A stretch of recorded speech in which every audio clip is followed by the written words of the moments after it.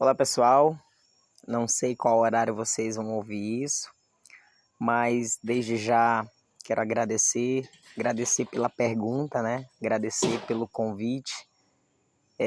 Nesse vídeo, na verdade, nesse pequeno áudio, na verdade nem tão pequeno, mas também o jovem pediu para que eu não identificasse ele também, aonde ele tem um grande questionamento, né? Já faz um bom tempo que ele diz que já viveu, segundo ele, o que ele acha que devia ter vivido dentro da igreja para encontrar o sentido da vida, né? Para tentar saciar aquela expectativa que ele imagina que Deus está esperando dele.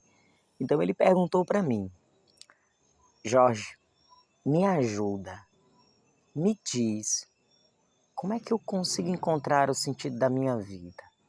Olha, eu já tenho participado desse grupo, desse movimento, desses momentos, às vezes até participei também dos dois. E eu fui bem sincero com ele, né? Primeiro, eu falei para ele, olha, apesar de ser algo bem simples, é ao mesmo tempo algo bem complicado. Por quê? Antes de eu chegar à resposta da pergunta dele, ao questionamento dele, eu preciso falar sobre isso.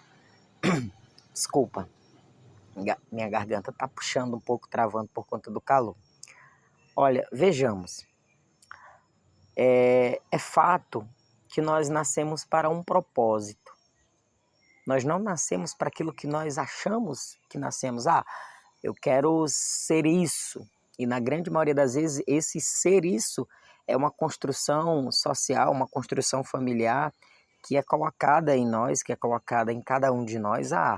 É porque a mãe e o pai queriam que eu fosse isso, queria que eu fosse isso e tal. Então, tô dando uma resposta à expectativa da minha família, certo? Isso não tem nada a ver com chamado, isso não tem nada a ver com o sentido da vida.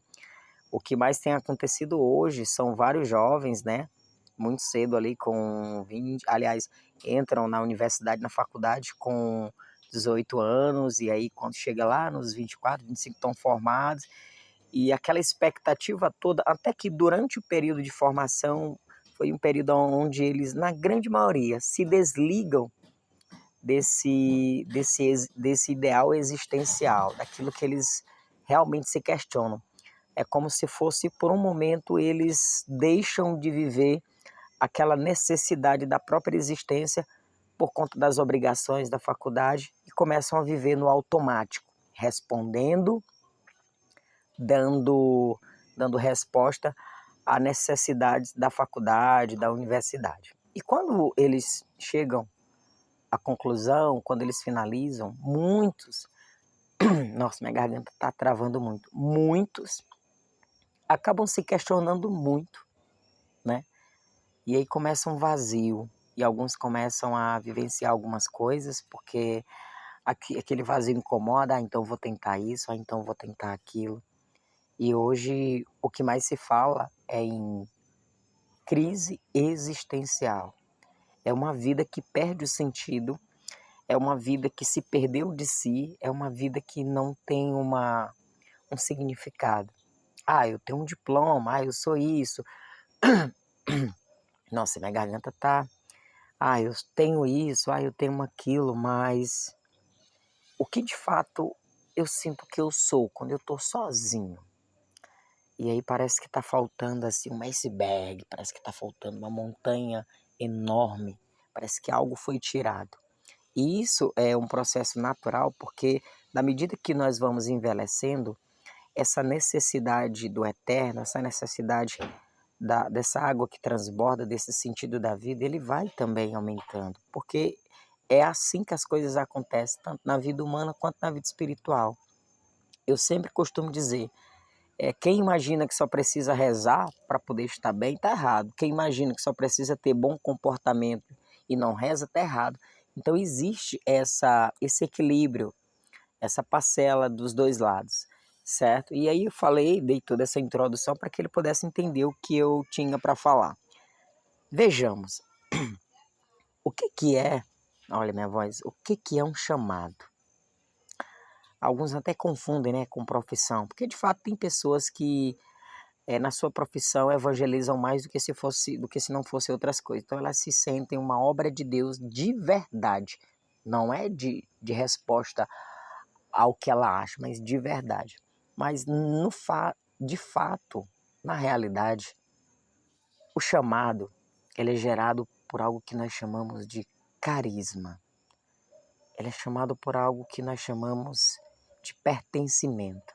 Então a gente vê hoje, né, está cada vez mais comum as comunidades, o Moisés fala muito sobre isso também, as comunidades, as novas comunidades cristãs, elas despertando nos jovens o seu carisma, o seu convite, aquilo que suscita. E muitos jovens estão buscando o sentido dessa resposta, mas eles só encontram quando eles conseguem identificar que o carisma dele é a partir, às vezes, até parecido de algum santo, ou que o carisma dele vem pelo meio de quê? Um exemplo, né? Da misericórdia, da missão. O carisma dele vem pela palavra, o anúncio da palavra, o dom da palavra, né?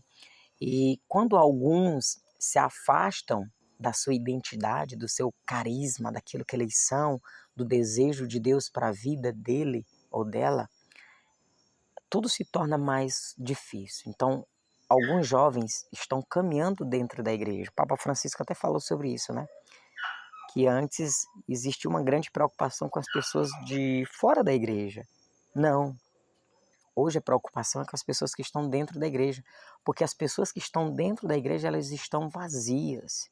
Então, por quê? Porque não há uma experiência profunda e autêntica e verdadeira. Não estou falando de nada sobrenatural.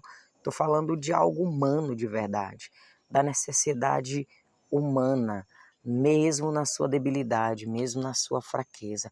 Então, o chamado, Deus me chama pelo quê? Pelo meu carisma. E eu preciso entender qual é o meu carisma, eu preciso entender qual é o meu chamado. E, na grande maioria das vezes, os jovens confundem carisma, chamado, com sentimento, com conveniência. Não, aqui é bom, todo mundo me trata bem. Não, aqui não. E no fim das contas a vida passa e naquele dia que todo mundo está num lugar e você não se sente bem, você se pergunta, é eu que sou estranho então? Sou eu que estou parecendo aqui um peixinho fora d'água? É porque o seu lugar não é ali, mas você tem tentado forçar. Então, quando alguém se afasta daquilo que Deus suscita, daquilo que Deus chama, as coisas começam a ficar mais confusas, as coisas começam a não fazerem sentido. E quando algo não faz sentido verdadeiro, a gente começa a viver falsos sentidos, falsas verdades. Agora, bem recente, eu até falava com um amigo meu, com um irmão, né, de caminhada, que a gente tem uma dificuldade muito grande quando a gente está no estado de pecado, quando a gente começa a cair. Né? A gente entende as coisas de uma forma muito errada. A gente ainda não conseguiu entender o que São Paulo fala quando ele diz, né, que quando ele encontrou a fraqueza dele foi quando ele encontrou. Quando ele entende que é fraco é quando ele encontra a força dele. Então, existe todo um mistério bem profundo e verdadeiro nisso. E trazendo aqui para o chamado, para a resposta desse jovem, o chamado não é um desafio exatamente que você vai ter que fazer quando a hora chegar. Não é que você tem que ir para algum lugar. Não. Ir para algum lugar é a consequência do seu chamado. O seu chamado é viver aquilo que você acredita que tem que viver, aonde você está, para que depois você dê um passo à frente e vá viver aonde Deus quer que você esteja. Deus quer que você viva o seu carisma. Por que eu falo isso? É comum a gente ver nos encontros jovens sendo tocados. Hoje nem tanto, né? E aí eles começam a ficar confusos. Será se eu devo seguir o sacerdócio, a vida religiosa e tal? Agora eu fiquei confuso, eu até conversei com a minha namorada sobre isso, ou com o meu namorado. E aí eles começam a ficar com muita dificuldade de entender isso. E aí chega alguém e diz, não, tu tem que tomar uma decisão. Não, é porque tu tem que passar por... Não, gente. Primeiro, nenhum santo vivenciou o seu chamado aonde Deus queria. Não. Primeiro eles vivenciaram o chamado dele aonde eles estavam, A maior prova é vivenciar o chamado onde você está, na sua casa, na escola, onde você está. Porque se você achar que a vida vai ser feliz, que tudo está conturbado porque você não está vivendo aonde você gostaria de estar, quando você estiver lá, a pancada é maior. A pancada, as dificuldades, os momentos complicados, é muito mais difícil. Então, se você consegue, no meio dessa multidão de informações, um mundo, isso, fulano, informação, tal, se você consegue vivenciar o chamado, a palavra que é Cristo, que é uma pessoa, que não é uma ideia, com você no seu dia a dia, quando Cristo disser como ele fez a São Francisco de Assis e todos os santos e os apóstolos, agora é hora de ir. Aí tenha certeza. Olha o vento. Você terá encontrado um sentido. Você terá se encontrado com a razão da tua vida. Então é importante que nós tenhamos cuidado, muito cuidado, para que a gente não imagine, para que você não imagine que o teu chamado é uma coisa fenomenal. Não, não é uma coisa fenomenal. Hoje São Francisco é quem ele é pelo que ele fez, mas antes ele era alguém da ralé simples. Por isso, então, ele se identifica, né, com São Miguel Arcanjo. Mas foi grandioso porque viveu o seu chamado na sua simplicidade. Ele fez com que o chamado dele, a vida dele, primeiro fizesse sentido onde ele estava.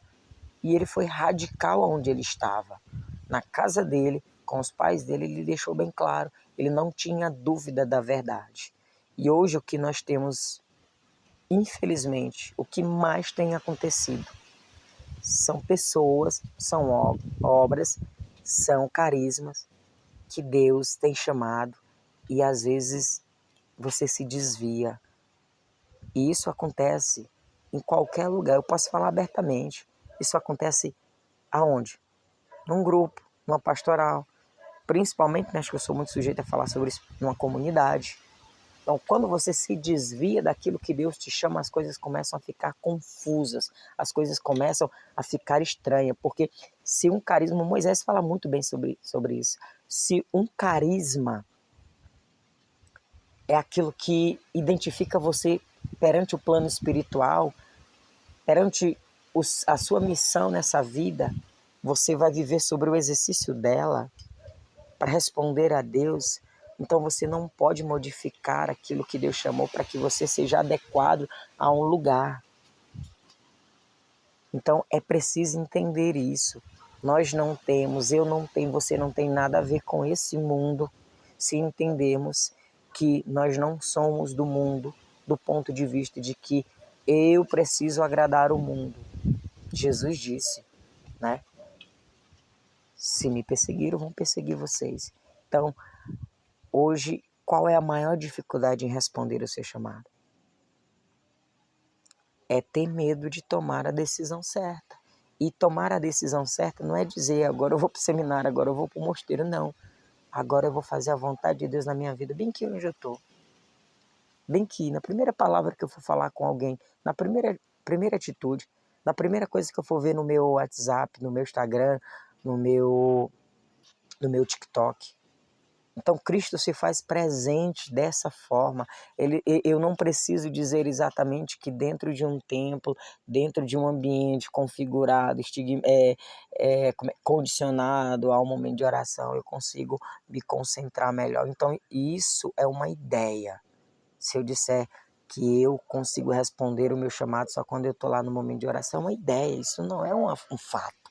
Agora, se eu estou bem aqui, na minha casa, na escola, onde eu estiver, e eu consigo responder o que Jesus me pede, eu consigo responder o que Jesus me fala. Jorge, mas é difícil demais ouvir o que Jesus fala. Não, não é difícil.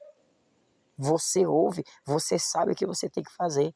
Acontece que você não quer ficar aqui como eu estou, sozinho. Estar aqui sozinho.